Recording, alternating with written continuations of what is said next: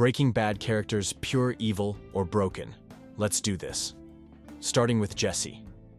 First off, let's talk about where Jesse starts versus where he ends up. When we first meet him, he's literally just a small-time dealer trying to get by. Yeah, he's making and selling meth, which is obviously not great, but he's not out here plotting world domination or anything. He's basically a lost kid who never really grew up, dealing drugs to make ends meet in a system that already failed him. Compare that to someone like Gus Fring, who's literally running a drug empire and ordering hits left and right. The difference in their motivations and methods is pretty obvious. The thing that really gets me is how people ignore Jesse's consistent moral compass throughout the show. Even when he's deep in the game, he draws lines that he refuses to cross. Remember when he absolutely could not handle the idea of selling to kids? He literally beats up those guys for using a child in their operation. That's not the behavior of someone who's inherently evil. That's someone who still has empathy and boundaries, even in the darkest situations. And can we talk about his relationship with kids for a second? Jesse consistently shows genuine care for children throughout the series. He protects Brock.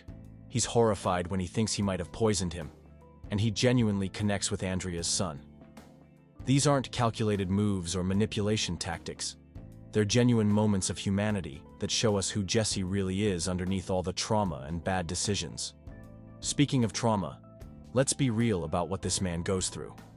Jesse experiences more psychological torture than most horror movie protagonists. He watches Jane die, gets beaten within an inch of his life multiple times, gets manipulated by literally everyone around him, and ends up enslaved by neo-Nazis who force him to cook meth.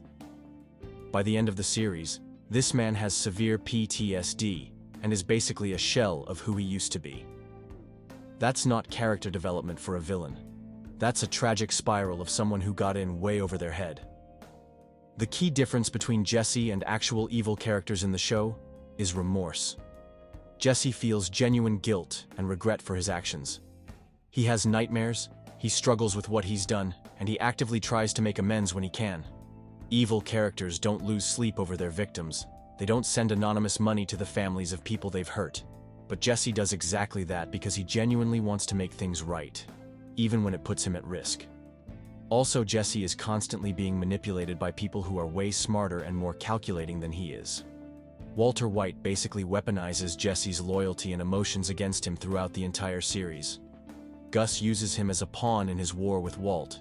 Even Mike, who Jesse looks up to, manipulates him for his own ends. Jesse isn't the mastermind here. He's often the victim of other people's schemes. What really drives this home is how Jesse responds when he finally understands the full scope of Walter's manipulation. He doesn't become more evil or embrace the darkness. He becomes desperate to escape and make things right.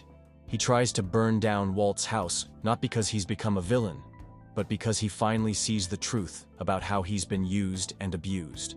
The show literally ends with Jesse choosing freedom over revenge. When he has the chance to kill Walter, he chooses to walk away. That's not what evil characters do. Evil characters take their revenge and enjoy it. Jesse chooses to break the cycle of violence and start over, which is probably the most hopeful thing that happens in the entire series. Jesse Pinkman is a cautionary tale about how good people can end up in terrible situations when they don't have proper support systems. He's someone who made bad choices, sure, but those choices came from a place of desperation, manipulation, and trauma, rather than inherent malice. The real tragedy of Jesse's story isn't that he became evil, but that he was broken down by people and systems that should have helped him instead. Next, the man himself, Walter White. Now I know some of you are going to come for me in the comments saying, but he did it for his family, or he was just desperate. Nah, fam. I'm here to tell you why Walter White was always evil, and becoming Heisenberg just gave him the perfect excuse to let his true nature out. Let's start with the biggest lie Walter ever told. And I'm not talking about the ones he told Skylar. I'm talking about the lie he told himself and everyone else about doing this for the family. The show literally ends with him admitting he did it for himself because he was good at it and it made him feel alive. But here's the thing. We didn't need that confession to know Walter was lying from day one. Think about it. Walter has multiple opportunities throughout the series to actually provide for his family without cooking meth. Elliot and Gretchen offer to pay for his treatment and support his family. He could have taken that help, gotten his treatment, and his family would have been financially secure. But his pride couldn't handle it. That's not desperation talking. That's pure narcissism. The real Walter White shows up way before he ever cooks his first batch. Remember when he's at Elliot's birthday party and he's seething with jealousy over Gray Matter's success? He's bitter about his former friend's wealth and success, even though he chose to sell his shares. This man was already harboring resentment and entitlement long before cancer entered the picture. What really exposes Walter's true nature is how quickly he adapts to violence and manipulation.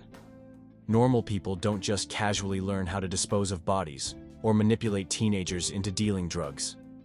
Walter takes to this stuff like he was born for it because, honestly, he probably was. The mild-mannered chemistry teacher thing was just a mask he wore because he didn't have better options. Walter doesn't just lie to people, he destroys them psychologically. He manipulates Jesse by playing father figure 1 minute and then emotionally abusing him the next. He gaslights Skylar so hard that she ends up thinking she's the problem. He turns his own son against his mother. These aren't the desperate actions of a broken man. This is systematic emotional warfare. The power hunger was always there, bubbling under the surface. Walter spent years feeling emasculated and overlooked, and the moment he gets a taste of fear and respect, he becomes addicted to it. Remember, I am the one who knocks? That's not a man who's reluctantly been pushed into a corner. That's someone who's finally found his calling. Here's what really gets me. Walter actively chooses to escalate situations that could be resolved peacefully. He could have paid off Jesse and walked away multiple times. He could have taken Gus's deal and made his money quietly. But Walter's ego couldn't handle not being the smartest guy in the room, not being in control. He literally starts a war with Gus because he can't stand being told what to do. The most telling thing about Walter is how he treats the people who actually care about him versus the people he can use. Hank genuinely loves and respects Walter, but the moment Hank becomes a threat to Walter's operation, Walter is ready to have him killed. Meanwhile, he keeps Jesse around because Jesse is useful to him, not because he cares about him. Let's also be real about the family man act.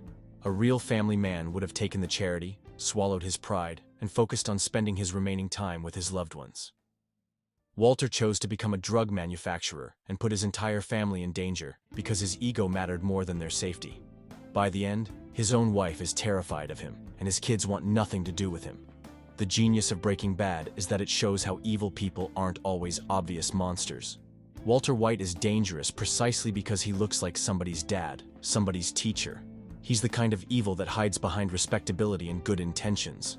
But strip away the excuses and the rationalizations, and you're left with a man who always wanted power and control, and finally found a way to get it.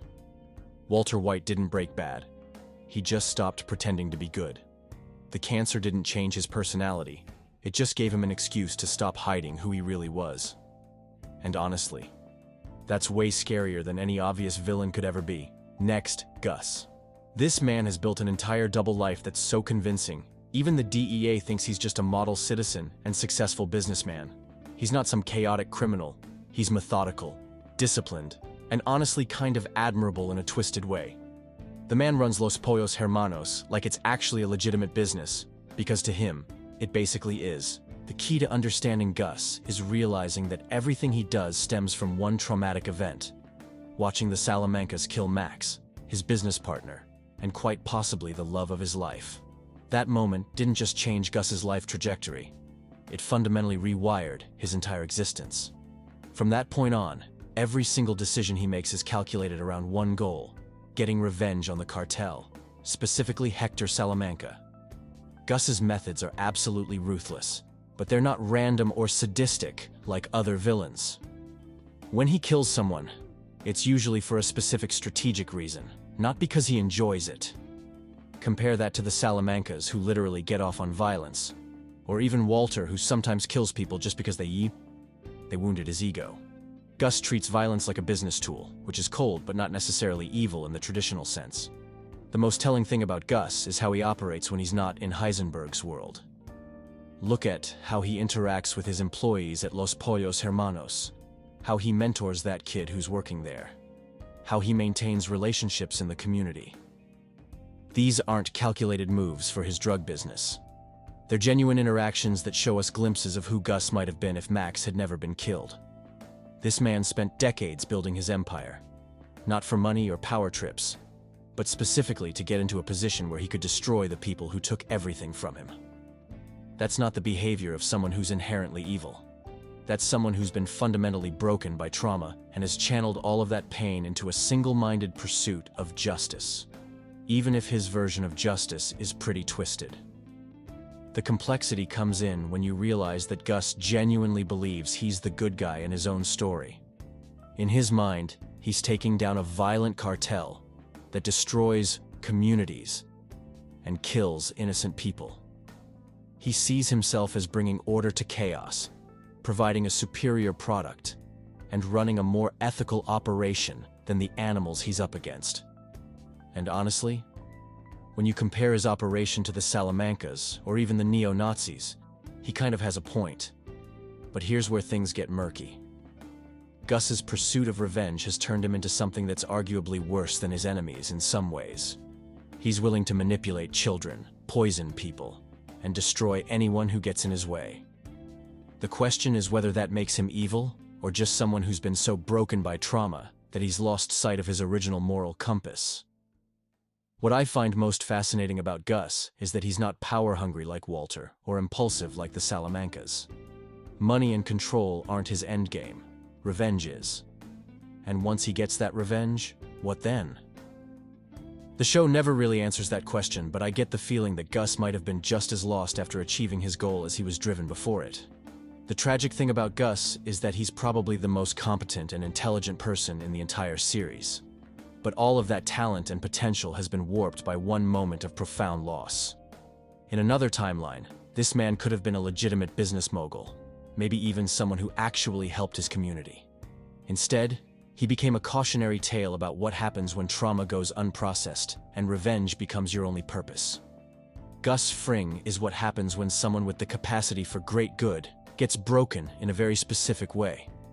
He's not evil for the sake of being evil like some characters, and he's not bumbling into bad situations like others. Now Uncle Jack and Todd. Let's start with Uncle Jack and his neo-Nazi crew. These aren't people who got pushed into crime by circumstances or trauma. They chose to be white supremacists. They chose to build their entire identity around hate and violence. There's no "they had a rough childhood" excuse here. They're grown men who actively decided that terrorizing and killing people was their calling in life. What makes Jack particularly disgusting is how casual he is about the most horrific acts. This man orders executions like he's ordering lunch. Remember when he kills Hank? There's no anger, no passion, no personal vendetta. He just casually shoots a federal agent because it's convenient for him. That's not someone who's been broken by life circumstances. That's someone who genuinely doesn't see other people as human beings. But Jack actually has opportunities to walk away and live peacefully. But he actively chooses violence instead. Walter offers him millions of dollars to just leave and never come back.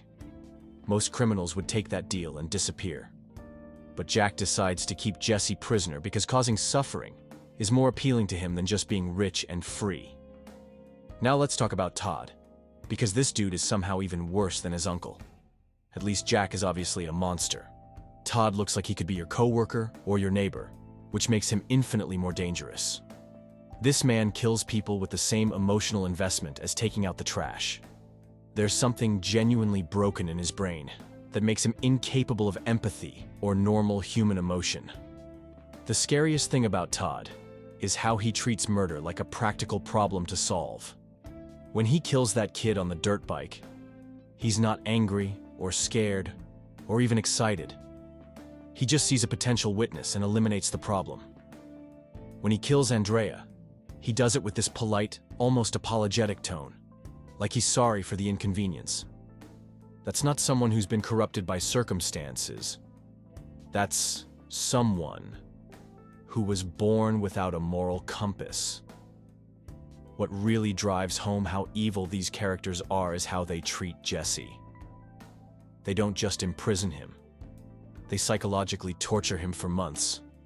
They make him watch them kill Andrea. They keep him chained up like an animal. They force him to cook for them while destroying his spirit piece by piece. This isn't business. It's sadism. They could have just killed Jesse and found another cook.